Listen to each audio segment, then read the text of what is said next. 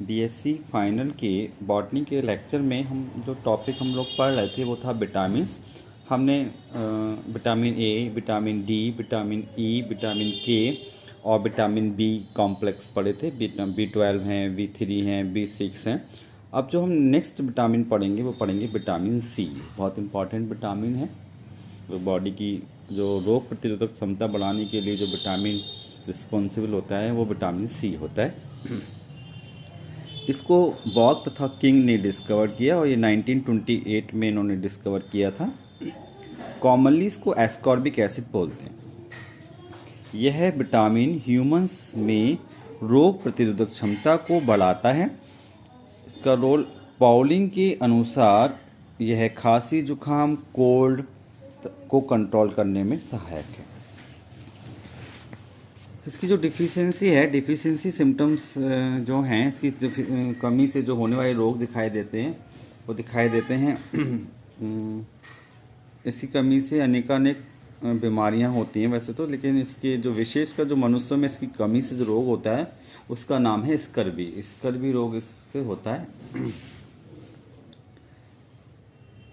Source है citrus fruit, आंवला, tomato. आंवला इसका जो वेजिटेबल किंगडम में सबसे बड़ा सोर्स होता है, सबसे रिचेस्ट सोर्स होता है। सिट्रस फ्रूट हैं, आंवला है, टोमेटो है इसके बेस्ट सोर्स। इसके अतिरिक्त हरी मिर्च है, पत्ता गोभी है, पालक है, आलू है, फली है जो मटर, जो फलीदार सब्जियां होती हैं, मटर हैं, उन सब में बहुत अच्छी मात्रा में पाया जाता है। अगला है फॉलिक एसिड। कॉमनली इसको टेरोइल ग्लूटामिक एसिड कहते हैं। केमिकली ये pteridine amino benzoic acid glutamic acid का कॉम्प्लेक्स होता है। इसका रोल है वाइडली ये प्लांट्स में पाया जाता है। मैमल्स में ये नॉर्मल ग्रोथ के लिए आवश्यक होता है। फॉलिक एसिड के लिए जो नॉर्मल ग्रोथ होती है वो बहुत ज़्यादा आवश्यक होता है नॉर्मल ग्रोथ के लिए। और इसकी डिफिशियंसी से वेरियस टाइप का एनीमिया होता है। पालक तथा अन्य हरी पत्तेदार सब्जियों में ये बहुत मात्रा में पाया जाता है। इसके अतिरिक्त जो अगला विटामिन है, नेक्स्ट विटामिन जो आता है वो आता है B7 या VH विटामिन, बायोटीन। ये कोग ने 1935 में डिस्कवर किया। इसका जो रोल है, यह कार्बोक्सिलेशन का एक इम्पॉर्टेंट एंजाइम है। कुछ बैक्टीरिया तथा वर्ड्स के ग्रोथ के लिए आवश्यक है तथा कार्बोक्सिलेशन रिएक्शन में कोएंजाइम के रूप में कार्य करता है। सोर्स इसके ईस्ट सेल और लीवर होते हैं। और इसकी कमी से जो होने वाले रोग हैं वो अब तक वैसे क्लियर नहीं है, बट इसका जो मोस्टली इफेक्ट जो होता है वो जनरल ग्रोथ और डेवलपमेंट पर होता है। लाइपोइक एसिड जो था वो रीड तथा गुनसेलस द्वारा 1953 में खोजा गया और ये लीवर एक्सट्रैक्ट से प्राप्त किया गया। इसका जो रोल है, अगर हम रोल को देखेंगे करके, it is an important growth factor for the microbes. और दूसरा, it is a coenzyme help in ETS, electron transfer system में हेल्प करने वाला एंजाइम है। It is help transfer of acetyl group. It is act as coenzyme with pyruvate oxidase.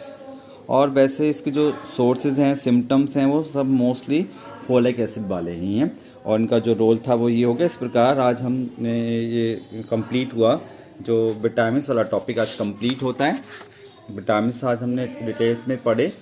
अब इसके बाद vitamins को हमें डिटेल्स में पढ़ा है, इनके रोल, इनकी डिफिशियंसी सिम्टम्स, इनके सोर्सेज पढ़े।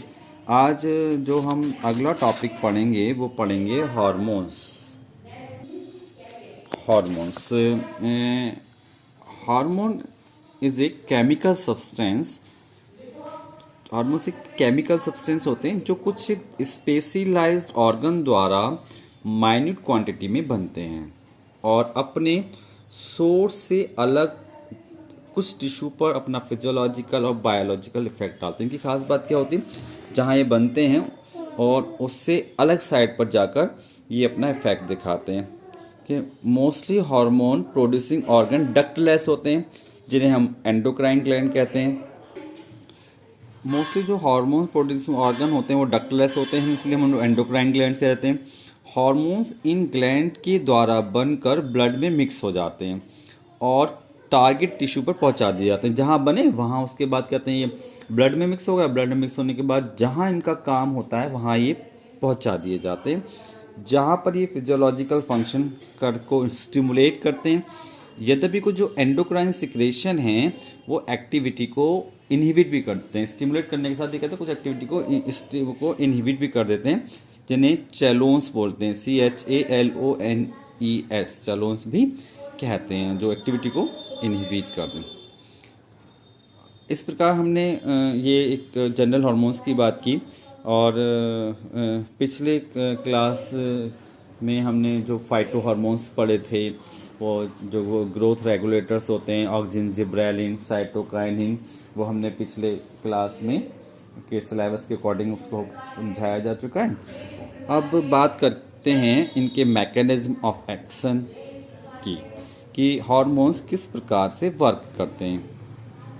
हार्मोन्स पूरी बॉडी में ब्लड के माध्यम से सर्कुलेट होते हैं, परंतु कुछ स्पेसिफिक ऑर्गन या टिश्यू पर भी कार्य करते हैं या प्रभाव डालते हैं, जिसे टारगेट ऑर्गन या टारगेट टिश्यू कहते हैं। तो वैसे तो ये किसी ऑर्गन पे जाके ब्लड के थ्रू काम करेंगे, लेकिन पर्टिकुलर किसी ऑर्गन और टिश्यू पे भी काम कर सकते हैं, जिसे हम टारगेट बोलेंगे, टारगेट टिश्यू या टारगेट ऑर्गन बोलेंगे। बहुत से स्टेरॉयड हार्मोन टारगेट टिश्यू के कुछ एंजाइम्स या न्यू प्रोटीन को इंड्यूस करते हुए पाए गए हैं। एस्ट्रोजन हार्मोन की ओविडक्ट सेल पर मैकेनिज्म एक्शन की स्टडी बहुत डिटेल में हुई है। अगर हम इसको देखें क्या इस स्टडी को, तो सबसे पहले हार्मोन्स रिसेप्टर प्रोटीन से बाइंड करता है, जो रिसेप्टर सेल के साइटोसोल में प्रेजेंट होती है। यह प्रोटीन केवल उन्हीं सेल्स में पाई जाती है जो एस्ट्रोजन के लिए रिस्पॉन्सिबल होती हैं। यह एस्ट्रोजन से कोवैलेंटली बाइंड होती है, कोवैलेंटली बाइंड हो सकती है। जुड़ने के बाद यह प्रोटीन 5S एडिनोसिन में टूट जाती है। अब यह 5S estrogen receptor complex cytoplasm में न्यूक्लियस की तरफ मूव करता है, साइटोप्लाज्म से न्यूक्लियस की तरफ मूव करता है।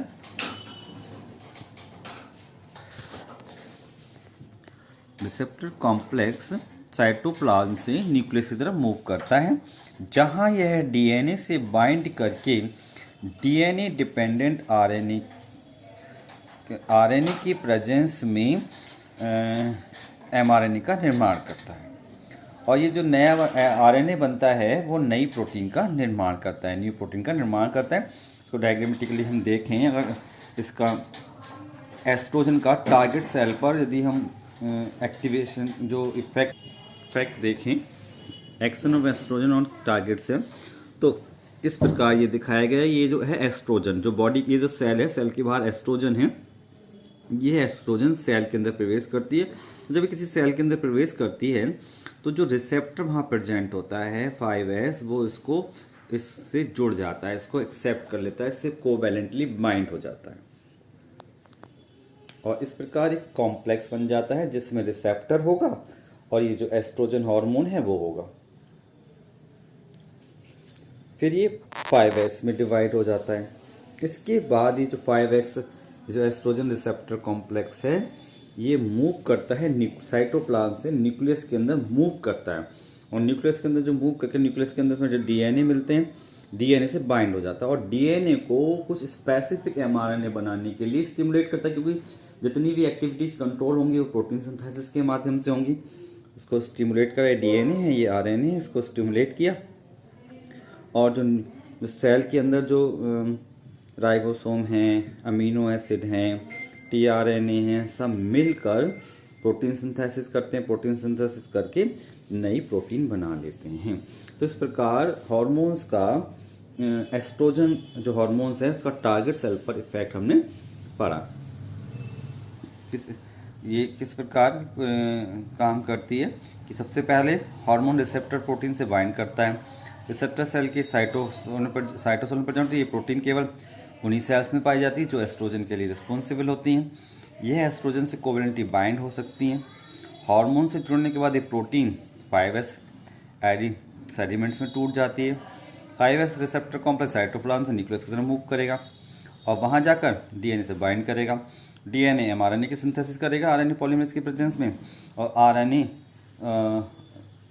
आरएनए टीआरएनए मिलकर अमीनो एसिड की एक चेन बनाएंगे, यानी कि नई प्रोटीन का निर्माण करेंगे।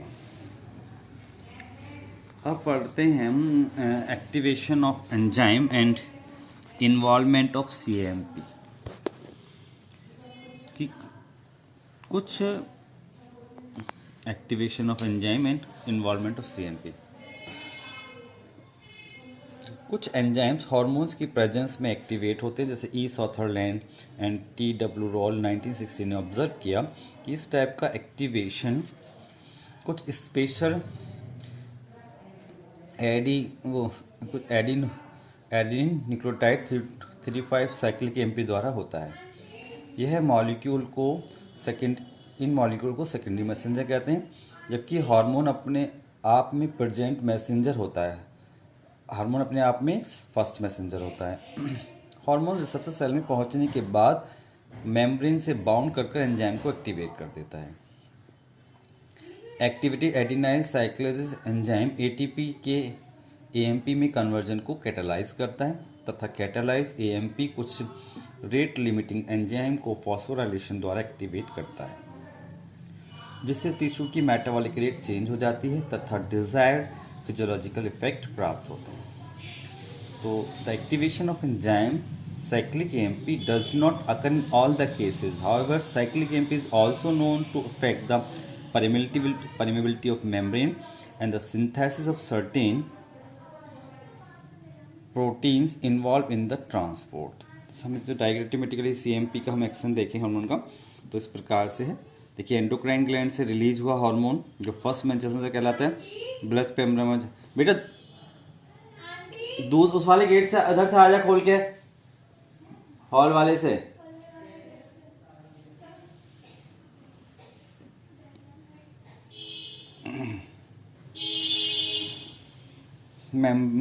permeability of membrane and synthesis of certain protein involved in the transport. Endocrine release हुआ, फर्स्ट मैसेंजर द्वारा एक्सेप्ट किया गया ब्लड प्लाज्मा मेम्ब्रेन से। जो प्लाज्मा मेम्ब्रेन है वहाँ पर एक रिसेप्टर मॉलिक्यूल है, उससे हार्मोन ऐड हो जाता है।